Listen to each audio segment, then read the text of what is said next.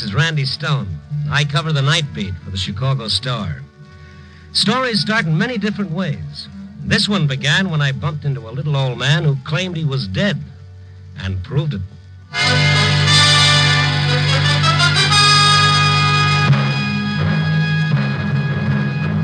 Night Beat, starring Frank Lovejoy as Randy Stone.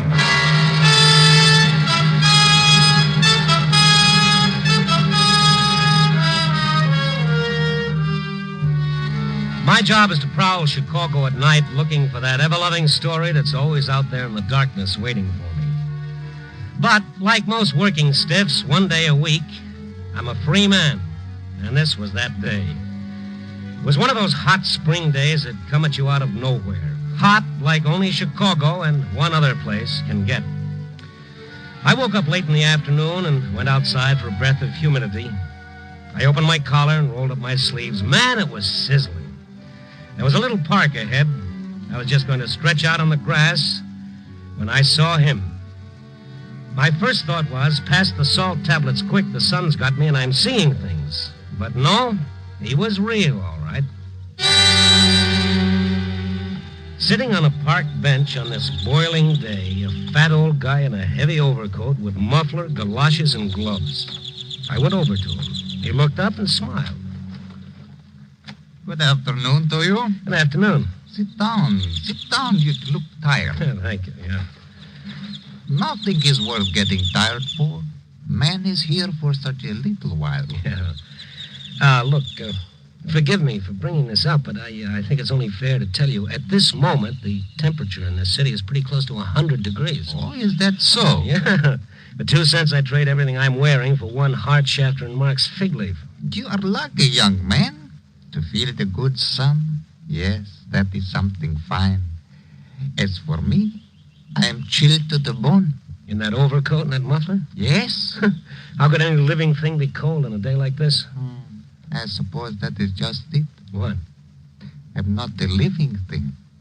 No, I'm afraid I'm quite dead. I think I'll walk around a bit. Goodbye. Say.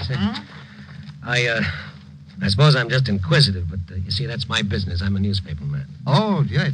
An honorable profession. Thank you. Why do you think you're dead? Think? So you don't believe me either? Yeah, it's silly, isn't it?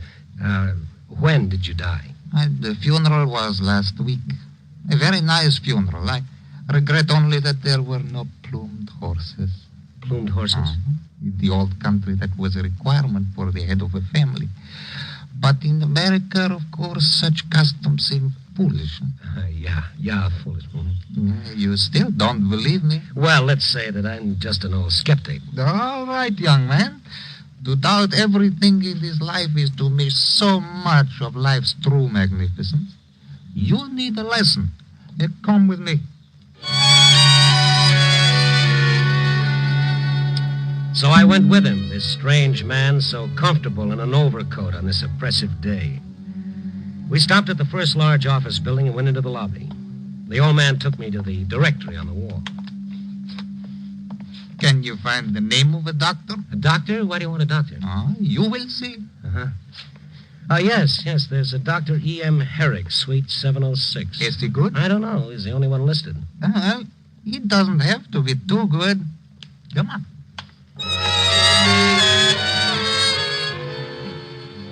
The receptionist in the doctor's suite eyed us quite distastefully, but in a reasonable time we were ushered into Dr. Herrick's presence. He was a nice little fella, but the sight of the old man seemed to confuse him. Now, just what seems to be the trouble, Mr. Henry Kazarian. Yes. Well? I want you to examine me and tell the newspaper man what you find. Newspaper man? Well, I'm afraid I don't understand. And I'm afraid I can't help you, Doc. Why not examine him and let it go, then? Yes, please do. But what seems to be the trouble with you? What are your symptoms? My symptoms were discovering the world no longer needed me.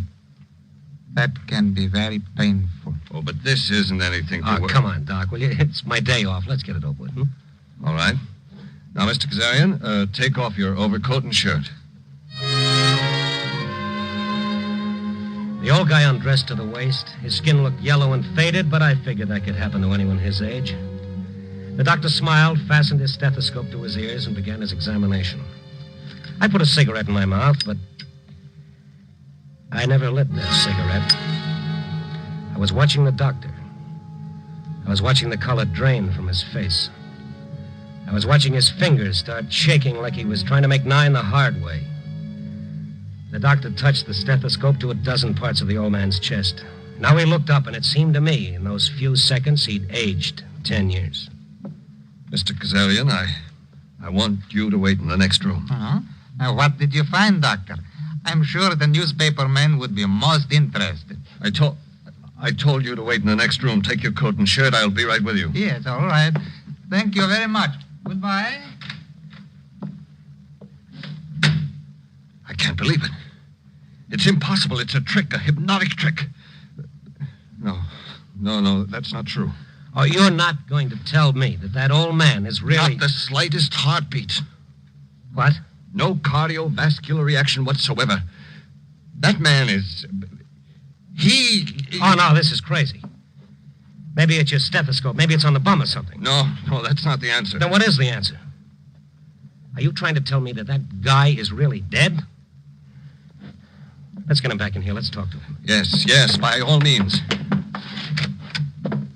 He's gone. But how? This door leads into the hall. He's not in the hall. You're not going to print this in the paper, are you? Print it? How could I? The city editor'd fire me so fast my head'd spin. He'd say I was dead drunk. But if you were to confirm... No. What? Never. If you or your editor or anyone else ever calls me about this, I'll swear I never saw you or the old man before in all my life. I have to protect my reputation. You can understand that, can't you? Understand? At this point, I understand very little, Herr Doctor. After I left the doctor's office, I looked around the building for the old man. He was gone, all right, but his memory lingered on. Who was fooling who? I went into a phone booth and called the medical association to ask about the professional standing of Dr. Herrick. A nasal-voiced young woman informed me that Dr. Herrick was one of the most able physicians in the city, and her manner indicated that I should have had my mouth washed out with soap for even asking. After that, I looked up the name Kazarian in the phone book. It was there, Henry Kazarian, 612 Post Street. I telephoned, but the line was busy, so I hopped into a cab and took a ride out. It was a neat little white bungalow, but all the shades were down. I rang the bell for a long time before the door opened. Yes? What is it? I'd like to talk to Henry Kazarian. Who? Henry Kazarian. Oh, what's wrong? You have not heard about my Henry. Mm-hmm. He is dead. But, lady... We buried him 2 days ago. But that can't be. Oh, I can't believe it myself. It seemed like I suddenly wake up and there would be Henry saying, "All right, Mama, get up. Get up. You're lazy. I'm not for 3 wives."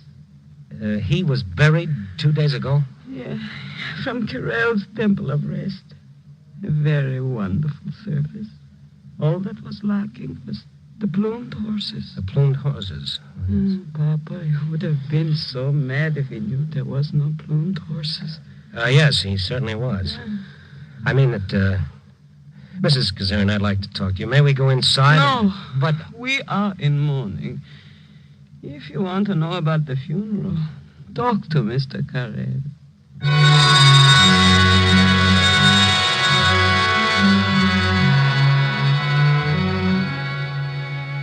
Yes, I buried Mr. Kazarian. Why do you ask? Why, for the very trivial reason, Mr. Carrell, that I spent the afternoon with him. I'm a very busy man, Mr. Stone, very busy. You think I'm crazy, huh? Well, I never saw Kazarian in my life, but here's how he looked to me this afternoon. A short, fat guy, about 65. Looks like he ate too much good food all his life. A mustache that just about drooped down to his chin. You look a little pale, Mr. Carrell. You saw his picture somewhere? No! I tell you, he's alive. I even went with him to a doctor. Oh, really? Well, my goodness, and what did the doctor say? He Yes, Mr. Stone. All right. Where is he buried? At a cemetery at the edge of the city. I've got to go there on, another matter, if you care to come along. Yes, indeed I would, Mr. Carell. Indeed I would.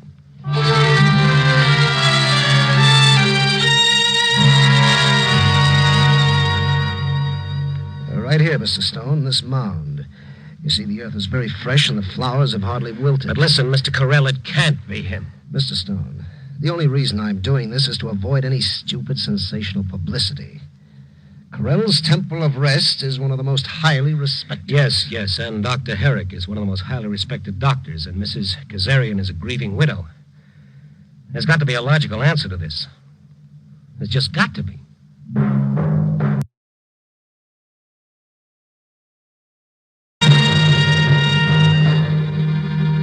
When the undertaker brought me back to town, I called an insurance clearinghouse to find out if anyone had cashed in a policy on Mr. Kazarian. No, Mr. Kazarian didn't carry any insurance, so that wasn't the answer. I was beginning to get a little panicky. It was after 6 o'clock and I wasn't a bit hungry. I started walking home to see if I could figure out one thing in all that happened that made even a little sense. Best I could come up with was that everybody was right, that Kazarian really was dead. I was, too, and I didn't know it yet. I laughed a great deal at that. But just the same, I weighed myself on the first penny scale I passed, and I looked at my tongue in the little mirror. I was just a couple of blocks away from home, and I felt somebody tugging at my sleeve. Mister, what's the matter? You hot or something? What are you talking about? Somebody's following you. Following me? An old guy wearing an overcoat? No, a young fella. Don't look back yet, but he's wearing a blue sport jacket, and he's built like an aircraft carrier. How long has he been following me? For the last few blocks. All right. Here. Take this and then get lost. Sure. Thanks, mister. I figured you ought to know. I kept walking along, and after a while I spotted his reflection. If only 1/4 of those shoulders in that blue sport jacket were really his, I was in trouble.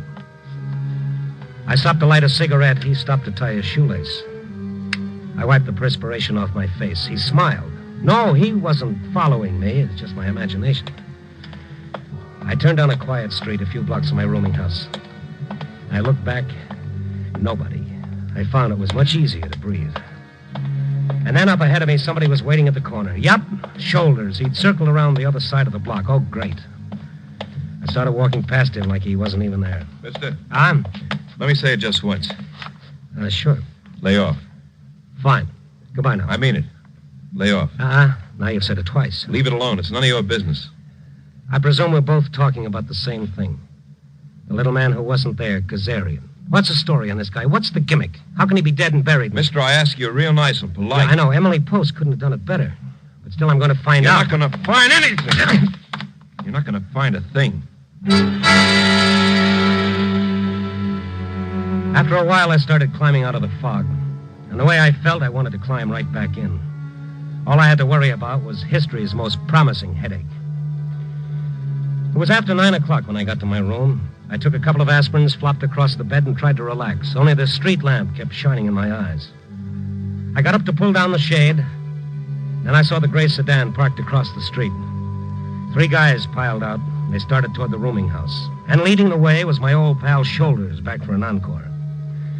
I headed for the back stairs. I went across a couple of backyards, came out on a side street, and now I was starting to get sore.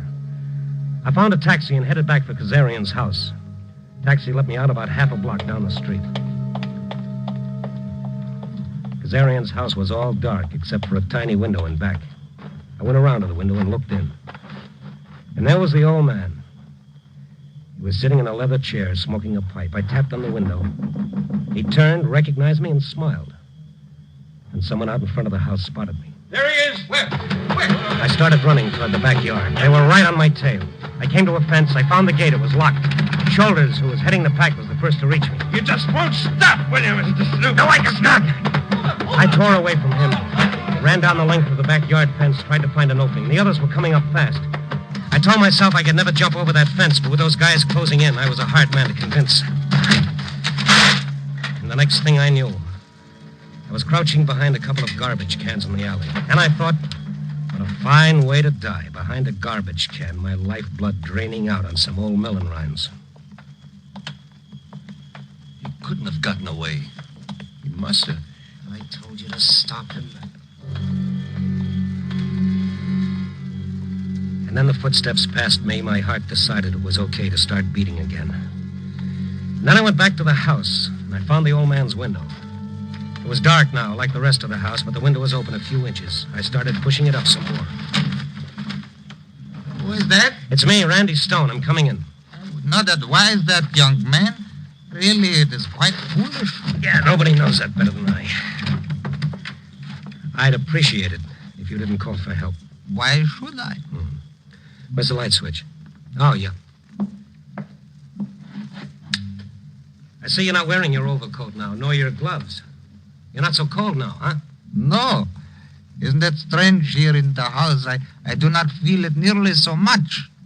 Yeah, that is funny. Why are you coming toward me like that? I want to shake your hand, Mr. Kazarian, just a gesture of friendliness. But somehow you do not look at all friendly. Your hand. Surely. I thought so. It's as warm as mine. Very nice pulse, too. What's the story, Mr. Kazarian? Oh, you are mistaken, young man. I am dead. How were you able to fool that doctor? Why did the undertaker swear he buried you? Why is your wife in mourning? Why was I slugged? But these are questions I cannot answer.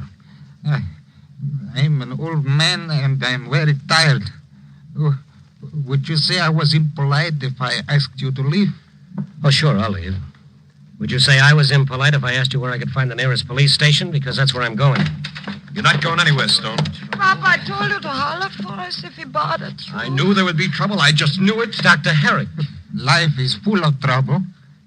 Death is endless peace. If this gets in the paper, it'll be the end of everything. Oh, and Mr. Carell of the Temple of Rest. What a spot for a chorus of Auld Lang Syne. You keep real quiet, Stone. Oh, that's a deal, Shoulders. Well, I wish you would all leave. In my lifetime, I saw none of you. Now that I am dead, you crowd around me like vultures. Yes, Papa, we leave just so you shouldn't get excited. Come, boys. Well, Come, leave boys. me in peace.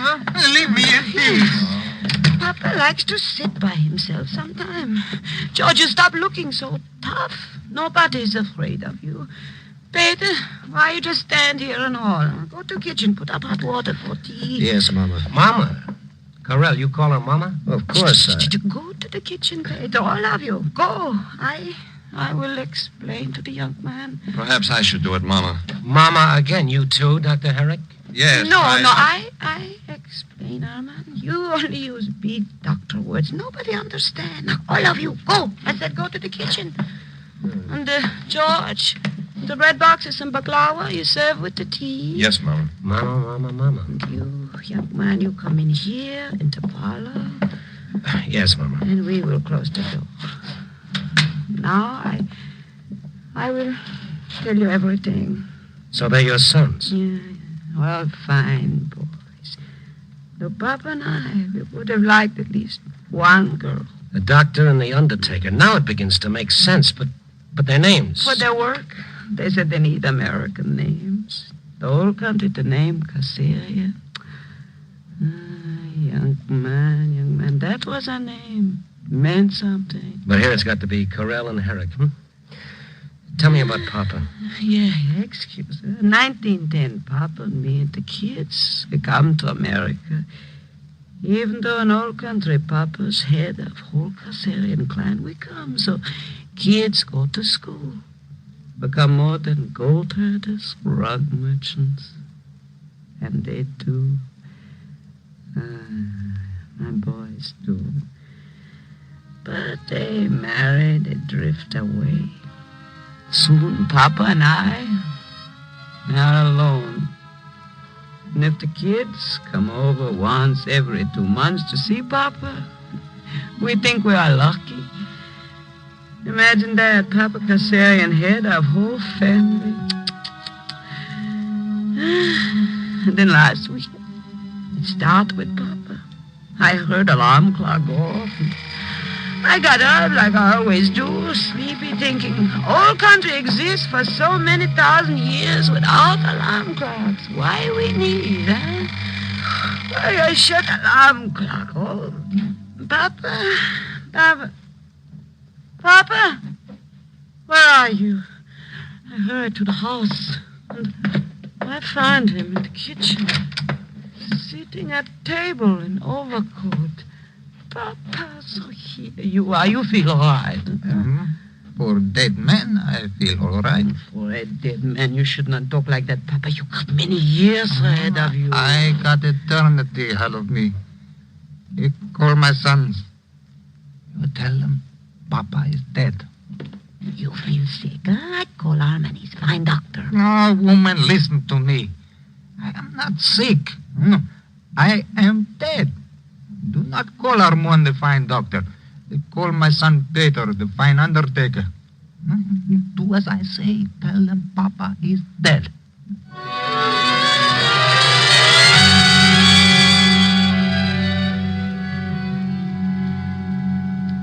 Papa, this is nonsense. I've given you a complete examination. You're not dead. You're in perfect health. You I do not need any more. Peter, you give me a good funeral. I want plumed horses. Papa, don't talk like that. You don't need any funeral. What am I to do? Just sit here? A dead man? Oh, you see, boys, you see how it is. Sometimes happens in a man of his age. Might be only temporary. I think we should put him in a sanitarium. No! Huh? Are you forgetting who Papa is, the head of whole family? Mama, in his present Also, condition. the old country here in America, everywhere, the Caucasians, he's the head. Oh, just think what happened if they heard Papa had gone crazy. We could keep it quiet, Mama. No, news get out somewhere. It would be the end of everything. But, Mama... Wait, Mama's right. I've been thinking of something else. Yes? What about us, you and me? We've got our careers to think of. But I told you, these things are only temporary. All the more reason for not putting Papa away. If it's only temporary, then why can't we care for him here? Well, I suppose we could. Papa, where are you going? Where can the dead man go? To walk the streets? Don't let him out. Human, do something, Armand. Papa, I don't think you'd better go out.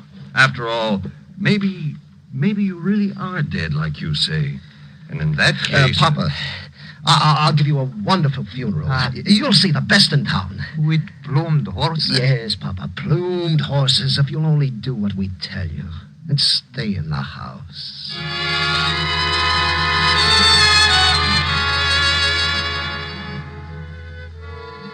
Mama Kazarian didn't have to tell me any more. They humored Papa so that he'd stay in the house, hoping his madness would pass, and his family and the rest of the clan would not be disgraced. But one morning he escaped, and that's when I met him. When he took me to his son, Dr. Herrick, and told him I was a newspaper man, the doc thought everything was about to fall apart, so he went along with Papa's madness. And so did Carell and the others. That's why I was followed. That's why Shoulders slugged me. That's why they all came to my room later to try to talk to me. I promised to keep their confidence, ate some of Mama's cookies, shook hands all around, and left. But as I was walking through the yard toward the street, a window opened. Young man, come over here, over to the window. Oh, Mr. Kazarian. Okay, sure. You keep your voice down. I don't want them to hear. But you are a nice young man. I feel in you an understanding. That is why I talked to you in the park. That is why I talk to you now. What do you mean? They tell you now, how say I am cracked in the head, insane, because I say I am dead. Maybe so, but let me tell you this. For 22 years, while I was not dead, and while I was sane, I worked 12, 14 hours a day. I never saw the sun. I never had time to think, to remember the old days. Only work and work. Then my boys left me. And even my name they don't want. The name Kazarian. And then Mama and me was left alone. Yeah, that was the way it was when I was sane and alive. So? So, one morning I wake up and I say, Okay. If that is how it is when I'm alive, I no longer wish to be alive. I am dead. Now, my sons come fast, I tell you. They say, no, he is not dead. He is insane. All right, I am too old to argue. But now that I am insane, I no longer lift even this little finger. No work, no worry. And my boys stay with us constantly, like the old days. I snap my fingers and they shiver. Yeah, today, I think maybe Armand is getting too smart again, so I bring you to his office. Did you see what happens? Did you see what happened? Why, you old faker. So, what do you say I should do?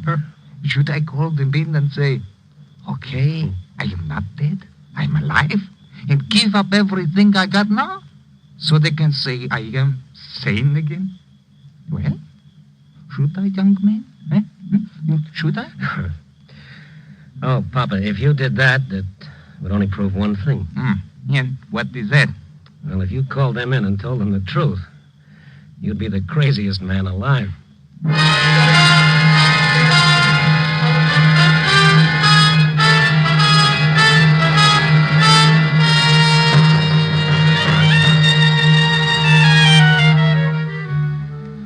All this and a moral, too, huh? Listen next week at this same time and every week as Randy Stone searches through the city for the strange stories waiting for him in the darkness.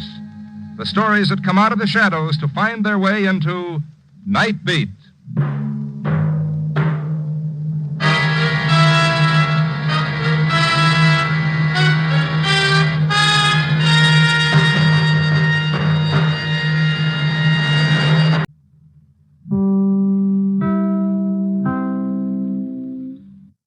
Until next time, this is John.